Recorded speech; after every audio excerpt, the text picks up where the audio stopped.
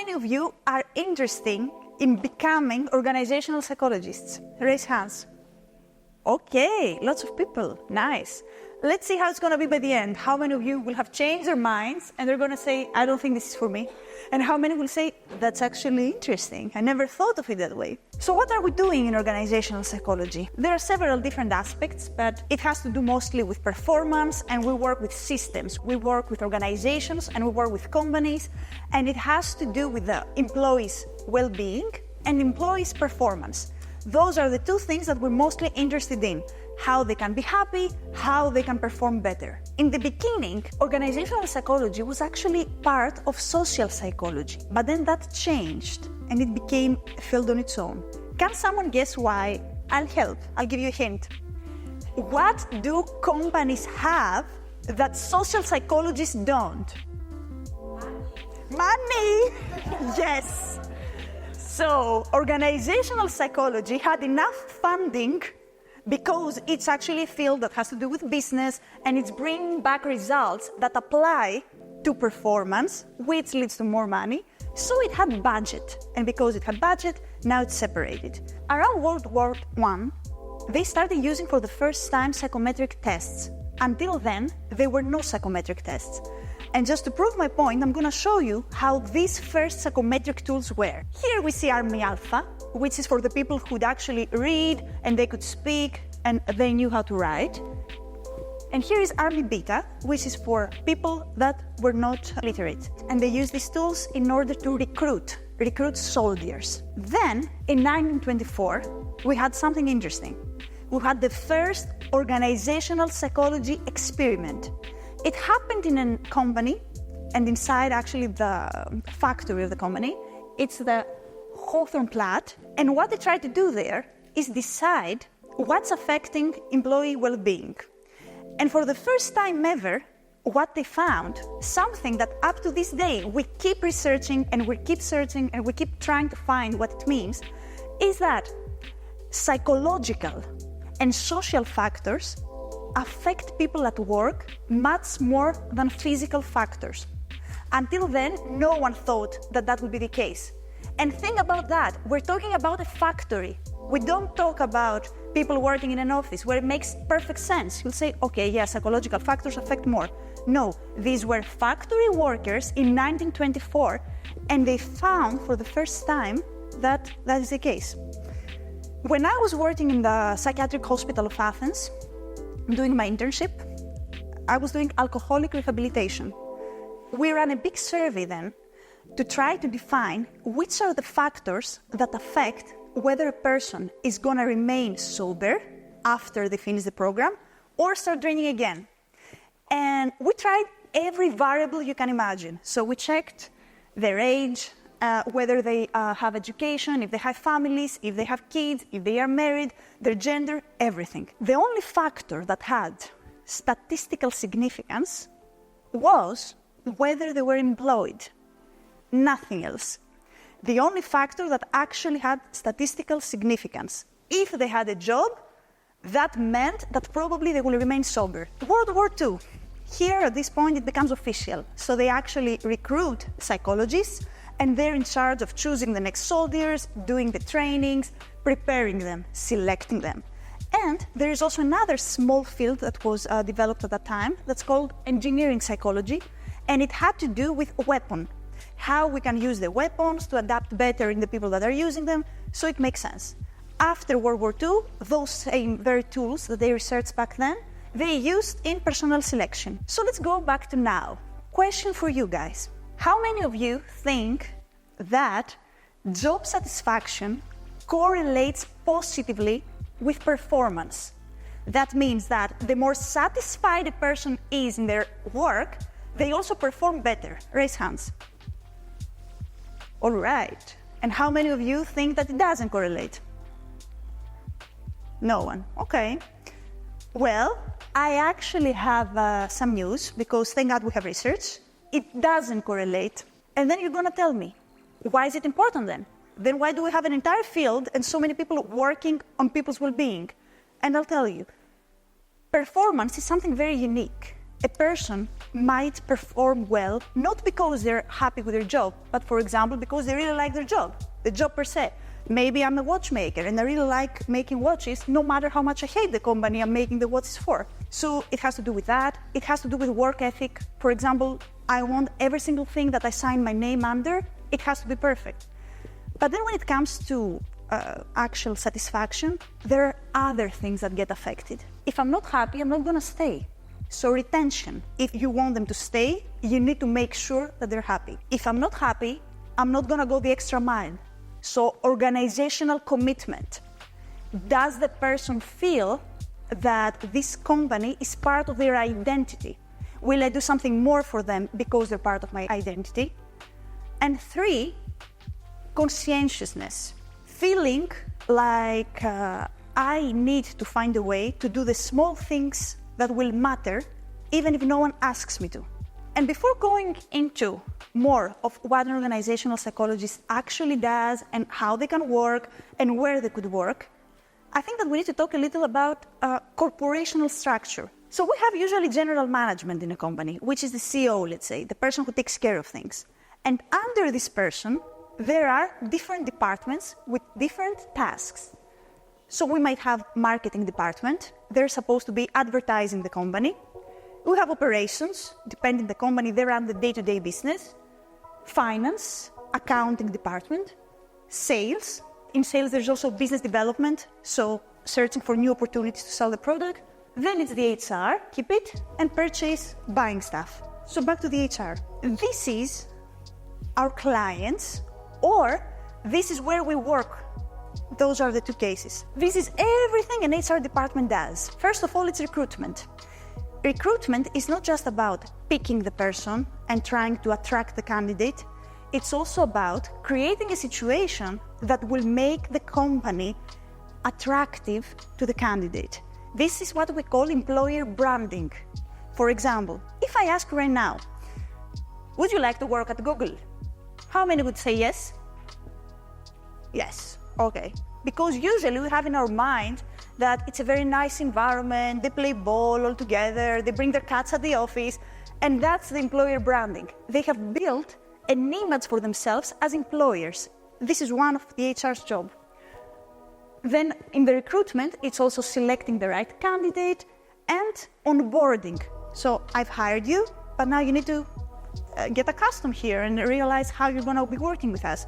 So that's also for the HR.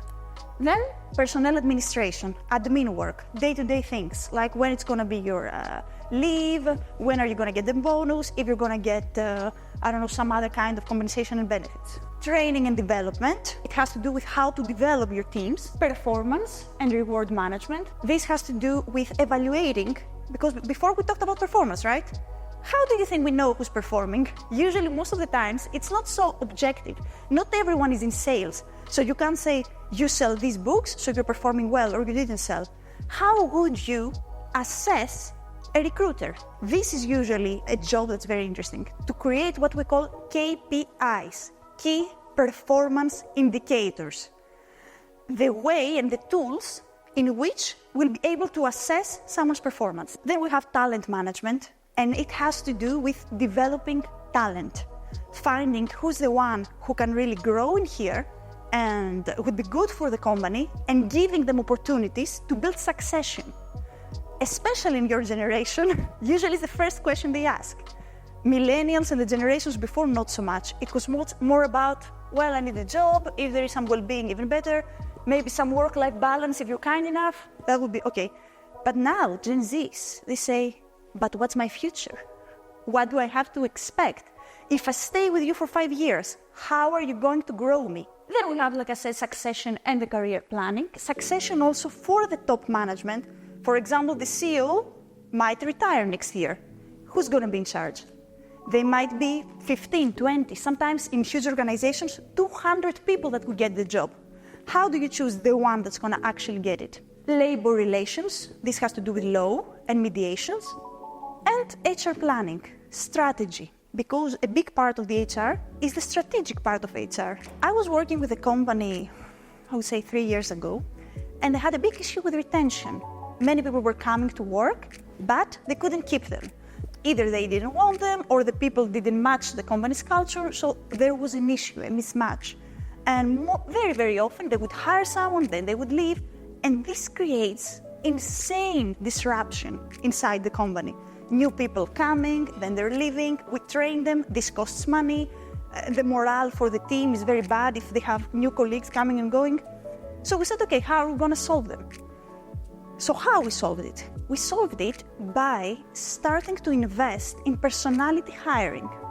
Up to that point, the company was doing the whole recruitment process based on hard skills. Hard skills, do you know the difference? Hard skills, soft skills. So hard skills is what I know how to do as a person. For example, I'm a psychologist, I know how to do therapy. Soft skills is who I am as a person. I can be extrovert, communicative, a good negotiator. So we switched and we said, you know what, the job is fully trainable. So let's start picking the people that are matching personality-wise, the people that are already here, and build on that and create a solid culture based on values. And it worked. They're very happy now. Areas that an organizational psychologist can actually work. Like we said, it's recruitment, of all the things that I showed you before, recruitment, employee training, satisfaction, performance management, evaluation, and general development of the company. What would be your job title if you did this job? Behavioral analyst. If you like data and you're really good at statistics and you like research and you like psychometrics, then this is the one for you. Then human resources manager. If you're ambitious, if you understand business and you're able to navigate very, very complex organizational silos, you can actually become an HR manager. Recruiter, that's pretty obvious. Human resources analyst, very close in theory to behavior, but this has to do not only with personality data, but also data about, for example, how many people have burnout in the company, or why do they tend to quit on this particular era? What's happening with spring? Do we do something different in spring? This kind of data. And sometimes also, they develop super interesting models that predict stuff. For example, they can predict in some companies even which person is more likely to quit based on their age, the gender, and their background. And they can tell you that if I hire this person, there is an 80% risk that they're going to quit in the next year. So it's too much of a risk, I'm not going to hire them. Project managers, what would be a project? A project could be culture change. You need to do the change management for that. Another project would be maternity leave. How do we onboard the person that's going to get the job for the 9 months that this lady is not going to be with us? For example, until she comes back. Personnel training manager, back to training. And finally, this is what I do actually, business consultant. This you do if you like a little bit of everything and you can choose. Let's say, if you like working alone and you have a specific system and you have a specific expertise that you believe in, then it's much better to be a consultant because you can actually apply all of the things and all of your values in all of these areas that we saw before. Where can you work? If you like teaching, you start with colleges, universities, schools. Then it's pretty much hospitals, government organizations. In the marketing side of things, there's also interesting applications of organizational psychology, like advertisement and psychology. Then we have every industrial enterprise, and basically every company that has an HR department. What are the challenges? First of all, innovation, technology. About 1 year ago, we started having AI in our lives. That brought, on the one hand, a lot of development in several areas, and for many people it has been a good thing, but at the same time, it has brought a lot of, I would say, insecurity. Many people are really genuinely worried that they're going to lose their jobs, and they don't know how to adapt. So what they do is they turn to people like us and ask them for help on how they can develop, how can I train myself, how can I become employable. This is something that is very core in our souls, to remain employable, our ability to find job at any given time. Then we have the dealing with temporality, all these changes that have not necessarily not to do with technology, but they might also have to do with social effects, the war, things that are changing the world, the environment crisis. Big organizations and big silos make it even more complicated. Work-life conflicts, diversity, I'm going to tell you more about that later. And like I said before, soft skills vs hard skills. These are the biggest challenges, the things that you will have to convince clients or your organization that they need to invest in. And I say that you will have to convince them because, frankly, it's getting more and more high in the agenda of prioritization, but it's still not necessarily there. Especially in old school structures, it's still all about performance, show me the results and let the problem happen and then we're gonna deal with it. But at the same time, we walk so you can run. So it becomes easier and easier to convince them that, no, let's be proactive instead.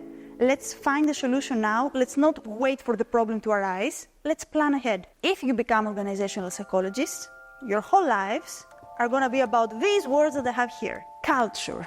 What is culture in a company? Usually they tell me it's the way we do things here, but it's not so simple. It's about how we are, so how we dress, how our offices are. Do we have any traditions? For example, it's someone's birthday, do we bring a cake? So that's the first level. Then it's about what are our values, but which values?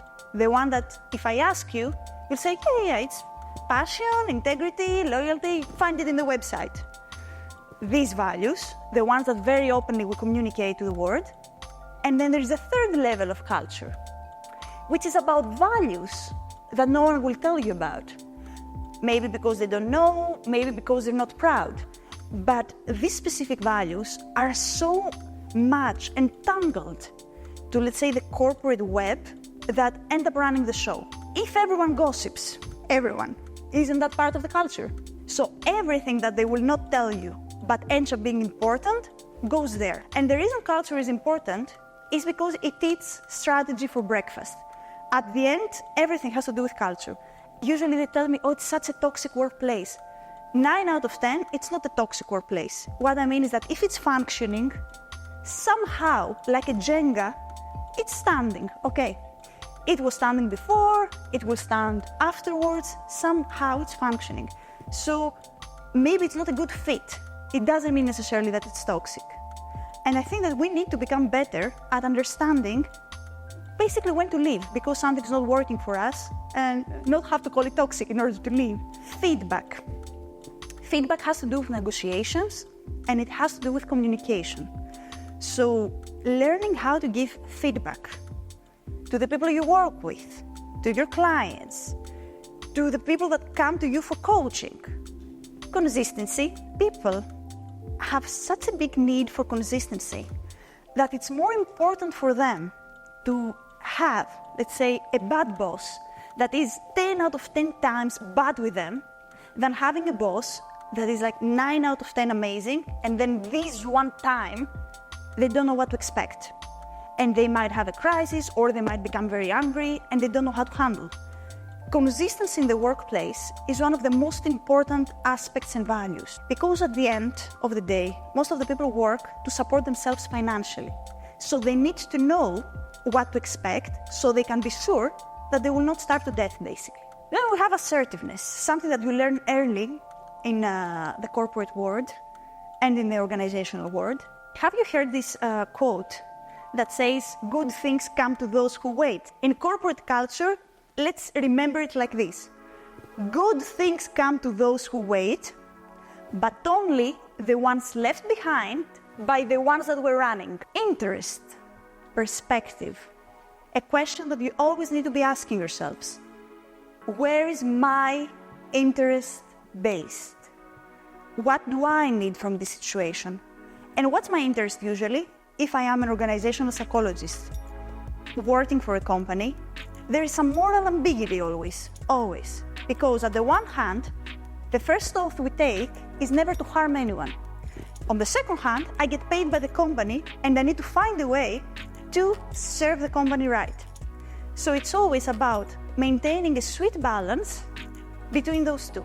Then it's the well-being of the people. Like we said in the beginning, it's important, not because of performance, but it is important for other reasons that are equally important with performance. And finally, performance. Something that also comes very often in our work is that we need to help people find self-awareness.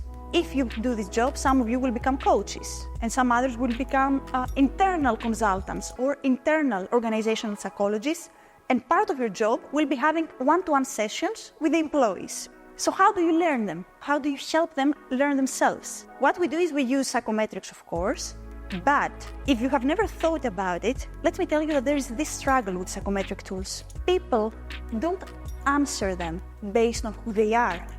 They answer them based on who they think they are. And that's something that you always need to remember. Someone might tell you in a psychometric test, stress, 2 out of 5. And you see them trembling, and you're like, 2 out of 5? How is 5 out of 5? And they tell you, no, you don't have any idea how I'm feeling inside. This is what I let out. They tell you the most crazy things in general, and it doesn't really matter. So this is the one aspect of things that we have.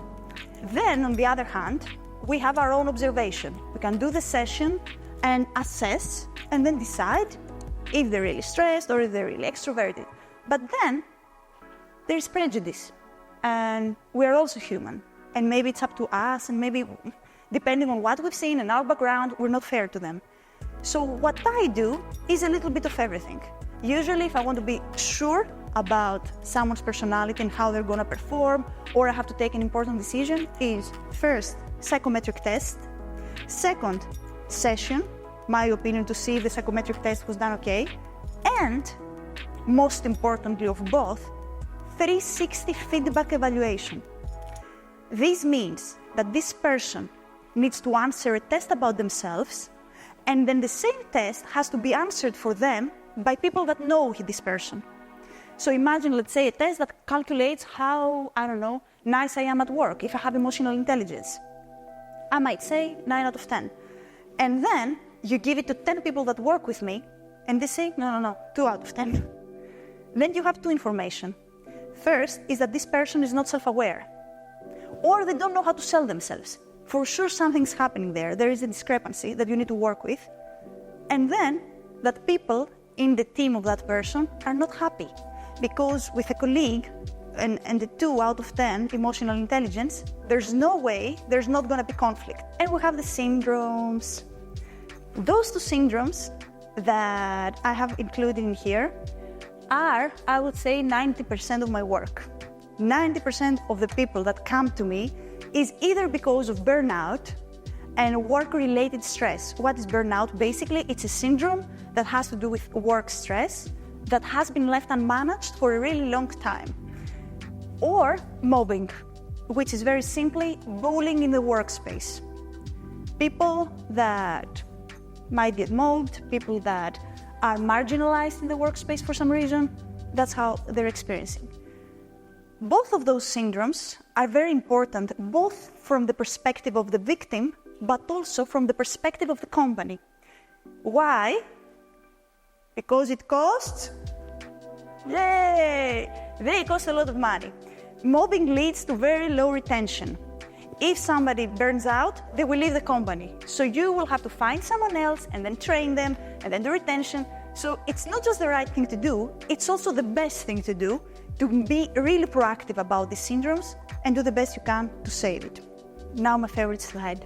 And the title of the speech. So, can a psychologist be dark, an organizational psychologist? Well, there are 2 elements that are important, and that's what might make an organizational psychologist go really dark. The one is too much information. Some of you will become clinical psychologists, okay? And you will be having therapy sessions. A person comes in a therapy session, they start talking about a colleague, and they might say, oh my God, they create all these issues, I can't stand them, they're bad for my nerves, what should I do? And then you discuss, maybe you help them, maybe you're not, it's not about that. When you're an organizational psychologist, you finish the session, the colleague comes in next. She has her session or they have their session. And you go through the entire same process, but from the other person's perspective. And let me tell you something from the job. There has been instances, more than once, that I've heard about the same exact thing from 4 perspectives of all the people that were implicated, and I didn't get they were talking about the same thing. I couldn't realize that what they're telling me about is the exact same thing. This is how much perspectives change. So at this point, you have access to all perspectives, and therefore it's much easier to say, oh, maybe it's they have the right and they are wrong. And it's not about that. Our job is not a referee. We are there to help all of them. The second thing that comes from information, can someone guess what it is? Something really important to our job that might become a problem. Okay.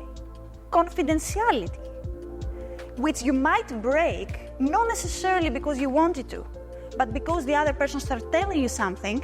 You had another session with someone else, and it's very easy to say, yes, I know about that, or yeah, and then that happened. And they haven't told you about that, and you should find a way to protect the person that has actually told you about that. So if you are the kind of people that very easily forget who told you that, then inside an organizational structure, that would create a big problem. And the third reason why an organizational psychologist could end up dark is because when you have access to all the information, and when it's so easy to start taking sides, you might also develop your own agenda about things. You can be really manipulating, really. Like you can push the direction towards this way or the other way. So having values and a morale that's really strong and that will keep you grounded when the time comes is very important. These are very delicate structures with very delicate balances, and I would say they're not for the faint-hearted or the people that change their minds too fast just because we talked to another person. It's about people with very strong values that want to help. What do we want? We want organizational commitment, like we said. So we want people that feel like when they've done something good, that is good for the company also. And when they've done something wrong, that's also wrong for the company. But also the other way around. People that a company's success, they will celebrate as if it was their own. And on the other hand, a company's failure will make them feel like they did something wrong. That's organizational commitment. Then we want people to perform. We want people to actually show up, be happy, do the job as best as possible so that the company is also happy. And of course, job satisfaction. I said it before. It is important because at the end of the day, we do are psychologists and we do want them genuinely to be happy. We don't want them to be sad. How will we achieve this? Monitor, structure. There are systems, there are tools. At the end of the day, I would say it's about being diplomatic enough and firm enough at the same time, knowing yourself, knowing what you have to achieve, and push for it.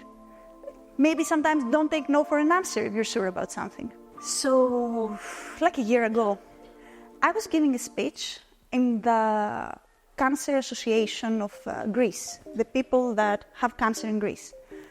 And my speech was about going back to work after you had cancer and you survived cancer, and how is your work reality. My speech was the last in the conference. So before me, there were oncologists, staff from the hospital, nurses, a patient that had recovered. So you can imagine that the whole mood was very, very heavy, very heavy. And in the beginning, when I joined, when I sat there that morning waiting for my speech, my energy was sky roof. I was super happy, very, very energetic. And then the more I listened to all these stories, the sadder I was becoming, heavier, started being stressed, started feeling a bit bad. To one point, like literally I would say 5 minutes before my speech, I started feeling that my speech is futile. Like, what am I doing here? This is literally life or death.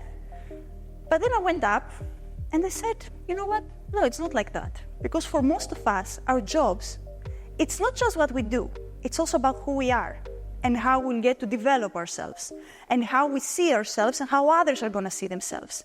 So these people with the physical health aspect, they also lost a part of their identity. And they're here now to listen to me and to tell them how they can get it back, how they can get their normal lives back. So it's not futile, and I need to do the best out of it. And when I finished my speech, a lady came to talk to me. And she said, very nice, I really enjoyed your speech. Can I tell you something that happened to me? I said, sure. So this lady, when she got her diagnosis for the cancer, she needed to start chemo.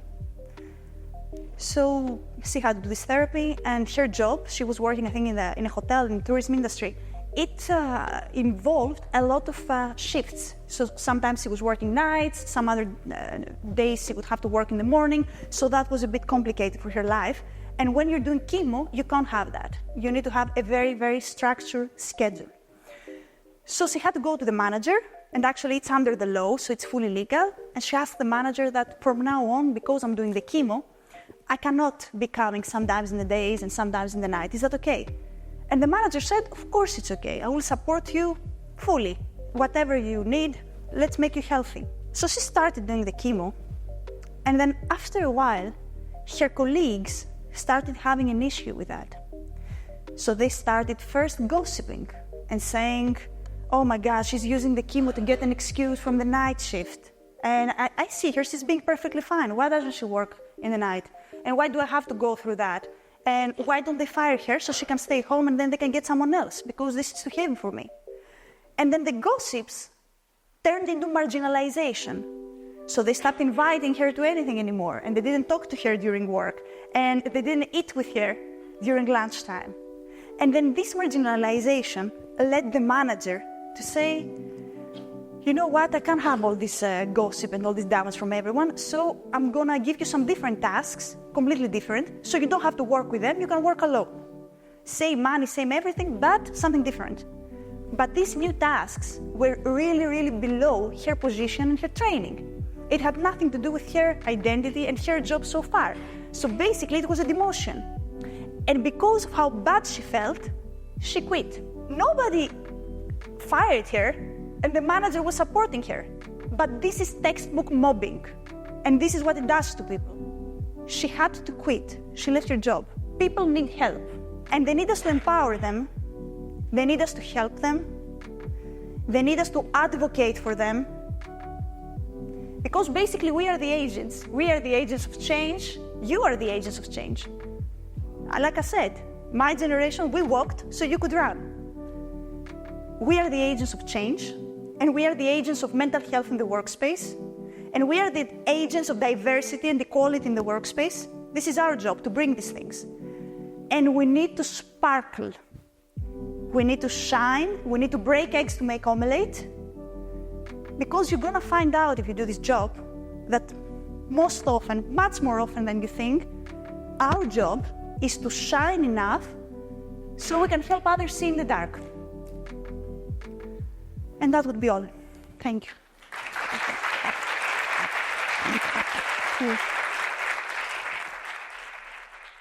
So there are sectors and there are industries and there are cultures that are all about soft skills, and there are others that are all about hard skills. For example, let's say that you have an accounting department and you need to find the next manager. Your project is succession planning, and you are between two people.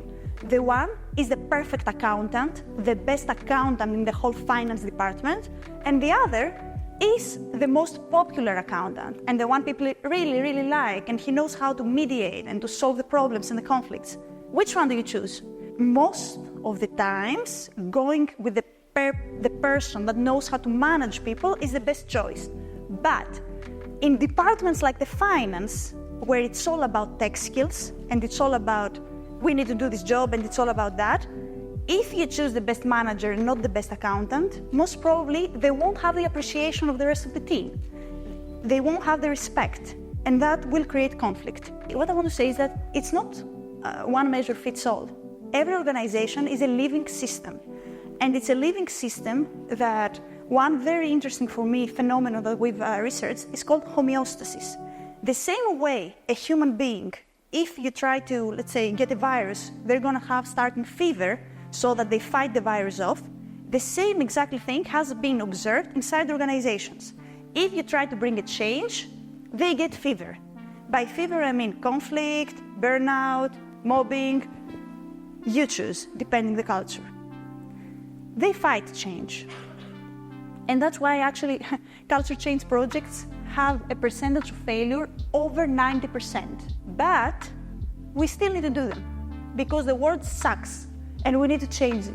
So I was a child and I dreamt of it. No, I'm kidding. But I had no idea organizational psychology exists, because in Greece, in I would say almost all of the psychology departments, in the Greek universities of psychology, there is not even one class of organizational psychology. In mine, there wasn't. So I didn't know it exists as a field until the age of 23, I would say. So the moment I turned 18, I started working in corporations because I was very poor, so I needed the money. And I realized that I'm very business-oriented. So I said, okay, I'm really business-oriented, but I'm also liking psychology. How nice it would be if I could actually do something with that. And I had no idea. And then I started watching a show called Billions on HBO. And there was a lady there who was an organizational psychologist. And she was doing performance coaching. And I was like, that's amazing, if that was a job. And then I Googled it, and it was a job. So I started building from there. I said, okay, how can I do it? What kind of masters do I need to combine? How it's going to happen? But let me tell you this. No one was born and said, my passion is tax reports. No one, ever. People always dream of amazing, super creative, artistic professions or something. But the thing is that sometimes you become so good at something that it ends up being your passion because you're so good at it and you receive all this feedback from the world.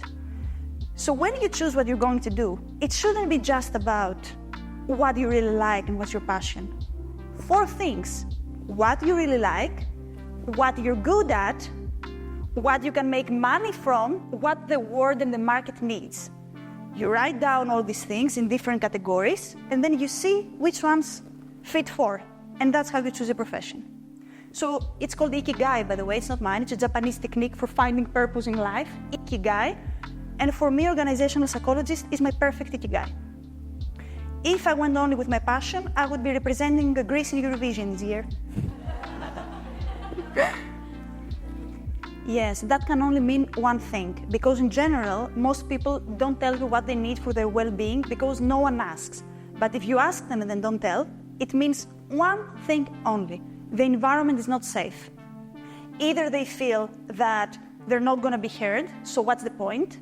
They're really disappointed. Or 2, they feel they're going to be punished. So it's not about changing the measurement method. It's not about telling them, but you should speak and doing a survey. It's about going back and run some real interventions for culture change into an open environment, into a safe environment that values transparency. Trust their instincts. They know better. If they don't want to answer, there is a reason. Otherwise, most of us, if they ask us, they will start saying, yes, that's my need. Even if the thing is that maybe sometimes you ask someone, what's your need? They'll tell you something. It's not necessarily that it's true, but they have an idea. So go back and run some interventions, and best of luck. For starts, money is not bad. There is so much guilt around money that we always think that if it's about money, it means it's something bad and it's something evil, and it definitely means that the profit kills everyone. Money is not bad, and we shouldn't be guilty about it. So you can be people-centered and client-centered at the same time. It's all about boundaries. It's all about balance. You don't need to choose. I don't know why we think that we need to choose, but you do. You can actually have a balanced life and make some money out of it. And I don't like this trap that you can have it all. It's coming from people with limited minds, and they project on us. Generations that have failed us keep projecting on us their own failures. They couldn't have it all. I think we can and we should.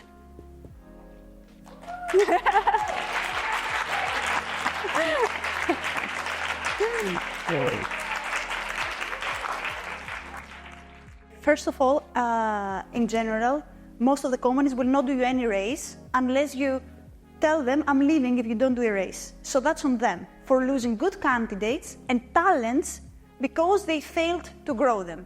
100% the burden for growth falls on the organization because they have the resources to grow someone. For seconds, people usually don't really want to leave. The people that will just make a professional change just for the sake of making the change are very rare. If you give them money and if you give them exposure and you give them room to grow and become better, they will stay. So once again, go back to A. There was a research last year in Greece by Edenred, very big research, 2,200 employees across sectors and across levels. And at the same time, 150 HR executives. So it was about to declare what's the situation with job satisfaction in Greece. 1 out of 3 people in Greece want to change jobs. They're not satisfied. When we talk about Gen Z and people that are working on site and not remotely, this is up to 40%, so almost 1 out of 2. On the other hand, the recruiters are saying that they struggle with recruitment. They keep searching and they can't find. So we have people that want to change jobs and recruiters that can't find people. And that is a systemic problem. That means that these people want to change jobs, they're just not interested in the job you're giving them or in the conditions you're giving them.